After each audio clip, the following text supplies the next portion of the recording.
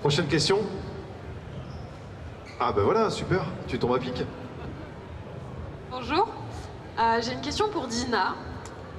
Parce que, Bonjour. comme on a pu l'entendre déjà hier et aujourd'hui, on sait que tu es triple championne de France et du coup deuxième au monde de Just Dance. Ouais, j'ai été. Je suis pas l'actuelle vice-championne. C'est pas grave, pour nous tu l'es quand même. Ah. Et cœur sur toi. Et je voulais savoir, parce que quand on voit comme ça, quand on entend, on se dit, bon bah c'est une nana qui joue sur Just Dance, qui danse chez elle et qui s'amuse un peu. Et c'est pas évident de savoir comment t'en es arrivé à des grandes compétitions comme ça jusqu'au mondial, et à savoir comment c'est possible sur un jeu comme Just Dance de se débrouiller, arriver au mondial et de se dire, deuxième quoi, c'est pas rien, surtout en France. Bah, j'ai commencé un peu comme tu l'as décrit, en étant une nana qui jouait chez elle, comme ça, vite fait. Je pense que quand tu veux être champion sur un jeu en e-sport, il faut que tu aimes passionnément le jeu en question, parce que tu vas devoir y passer énormément de temps. Vous pouvez démarrer aujourd'hui, c'est pas parce que vous n'avez pas joué beaucoup à Just Dance ces dernières années que vous pouvez pas devenir champion. Pour moi, si je l'ai fait, tout le monde peut le faire. C'est juste qu'il faut une grande dose de détermination, d'acharnement et de travail, parce que tout comme le sport, dans l'e-sport, il va falloir s'entraîner beaucoup pour arriver déjà au final national et Inch'Allah au final international. Donc je pense que c'est une dose de détermination qui est assez élevée, une dose de passion aussi. Il y a peut-être un petit peu le facteur chance, tu vois, qui fait que j'ai vu la news au début et puis que en compétition, ça dépend aussi sur contre qui tu vas tomber, à quel moment, si les jurys vont bien t'aimer ou pas, ou enfin plein de choses comme ça. Mais je sais pas si ça répond à ta question en fait. Mais voilà, j'aime ce jeu, c'est pour ça aussi que je l'amène avec vous dans les conventions, pour partager avec vous, parce que je l'aime profondément et surtout j'aime le fait qu'en compétition comme en animation, on rencontre des gens, on passe un moment avec eux. Crois-moi que quand j'étais aux mondiaux, j'avais peur, j'étais stressée, c'est sûr. Ce stress-là, il m'a permis peut-être de me dépasser, mais aussi j'ai récolté des amitiés pour la vie et ma communauté avec qui je partage aujourd'hui maintenant toutes les semaines, c'est pour moi la plus belle des victoires. Mes titres m'ont servi à créer de belles choses et des beaux liens. Et ça n'a rien à voir vraiment avec ta question d'origine, mais voilà, je te remercie. Tu étais danseuse avant d'accrocher à Just Dance, ou c'est Just Dance qui t'a amené à la danse? Ah, j'ai déjà pris des cours de danse dans ma vie, mais faut savoir que le premier champion du monde de Just Dance, au moment où il est devenu champion du monde, n'avait jamais pris un cours de danse de sa vie. Donc Just Dance, ça peut être un bon moyen justement pour te mêler à plusieurs styles, puisque dans le jeu, il y a une quarantaine de musiques par an qui sort, il y a un jeu par an qui sort, avec plein de styles de danse différents. Donc si on s'applique, on fait attention aux détails et qu'on y passe du temps, je pense qu'on peut vraiment devenir danseur, même si à l'heure actuelle, je ne me considère pas danseuse professionnelle. Si tu veux, je suis Just Danceuse professionnelle. Enfin, professionnelle, c'est un grand mot, il n'y a pas de cash prize dans les compétitions de Just Dance, donc ne faites pas ça pour l'argent, c'est une mauvaise idée. Prochaine question. On est là? Ok. Alors j'ai une question pour Super Flame. Yes.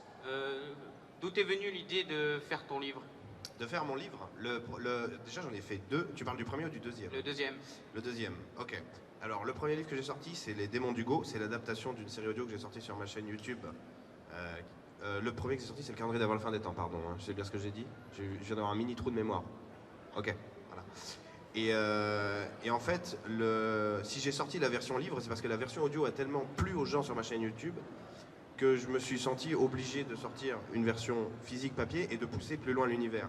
Pourquoi? Parce que pour la première fois, après avoir sorti cette fiction audio du 1er au 24 décembre de manière quotidienne, c'était en 2018 ou 2017, je sais plus, enfin bref.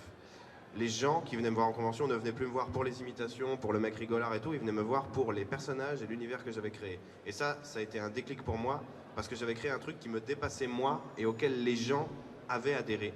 Et c'est à la suite de ça donc, que j'ai d'une part sorti la version livre, qui est ni plus ni moins que l'adaptation de la version audio relue et corrigée par ma maman. Et que j'ai lancé le projet de série avec la boîte de production Sound Live qui a donné la série Andrew Bennett qui est disponible sur ma chaîne. Et pour ce qui est du deuxième roman, donc Les Démons d'Hugo, j'avais envie de poursuivre l'aventure tout simplement dans un autre univers, tout en faisant une histoire, dans le même univers, pardon, tout en faisant une histoire qui soit différente et qui n'ait pas besoin d'être forcément reliée à la précédente pour fonctionner. Voilà, tout simplement, j'avais envie en fait, c'est tout bête.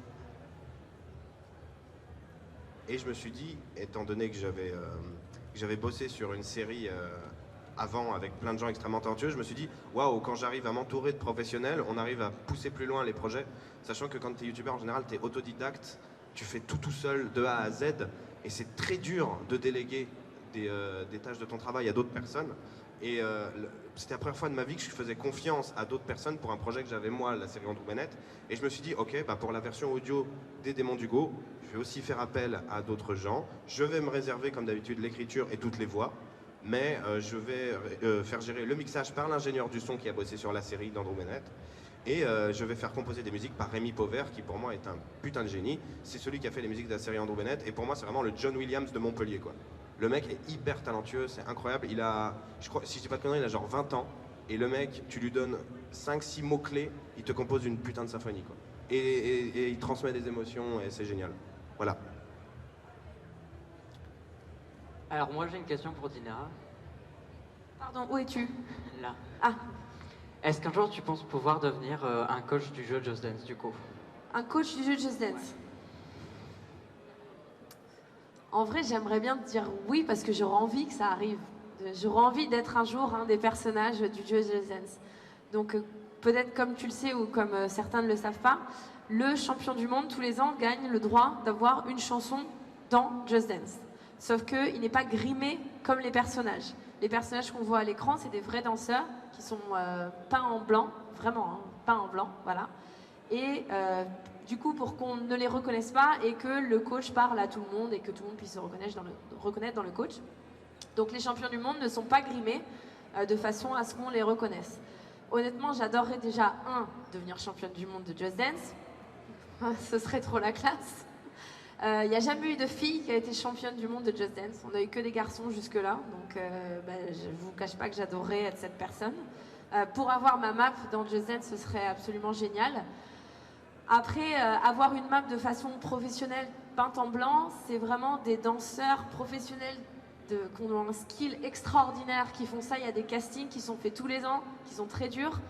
Je ne sais pas si un jour j'aurai le niveau. J'aimerais beaucoup. Je me suis déjà dit, est-ce que je passerai le casting, un de ces quatre? Bon, cette année, j'étais peut-être prête à le faire, mais il n'y a pas eu. Donc voilà, ils ne le font pas forcément tous les ans. Ils ont un book de danseurs assez bien fourni maintenant.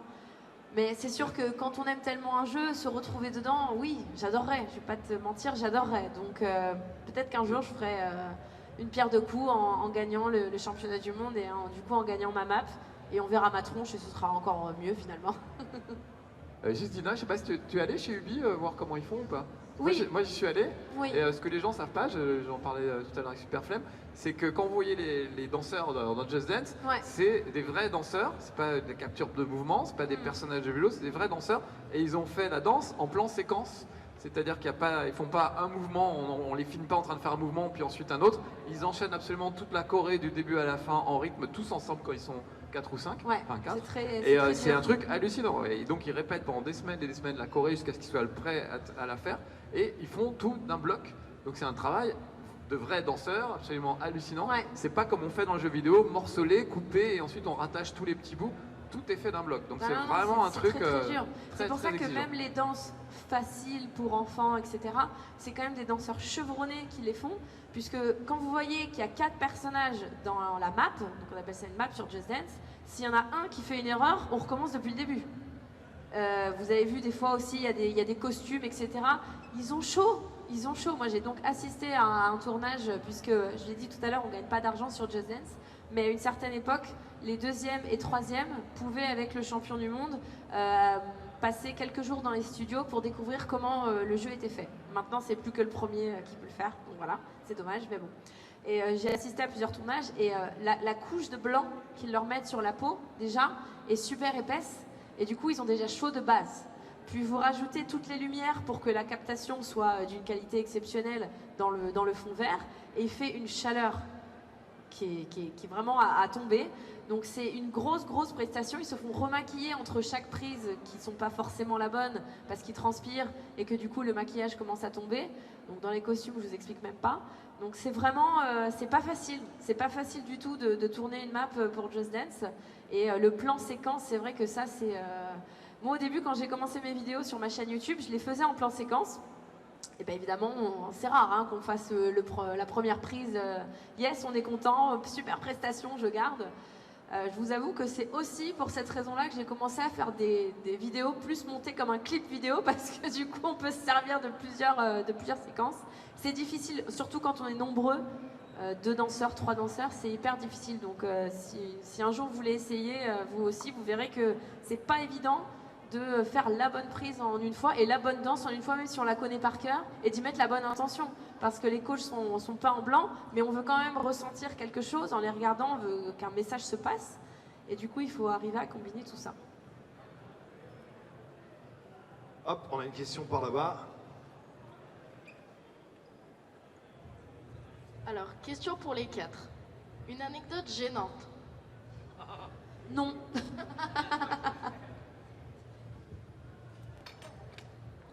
Qui veut commencer? Super Flame peut-être.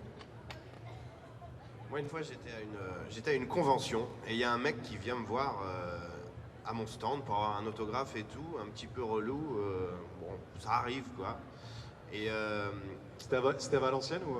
non, c'était pas Valenciennes. Et après ça, bref, on fait une petite dédicace, petite photo et tout. Le mec se barre, puis je dis aux autres, ah, tu l'as eu aussi, le mec un peu chiant. Là, ils me disent, oui, c'est l'organisateur. Ah, ok, d'accord. Voilà. Ah, c'est pas mal, c'est bien. Bon, moi je vais vous avouer un truc. Hein. Vous pourrez pas me contredire, je suis sûre tous les 3, c'est pas possible. On se rencontre, voilà, aujourd'hui j'en ai rencontré quelques-uns d'entre vous. Et des fois il y a des gens qui reviennent 3 ans après et qui me disent « Ah, tu te rappelles quand on a fait cette choré à Valenciennes Game Arena d'il y a 3 ans ?»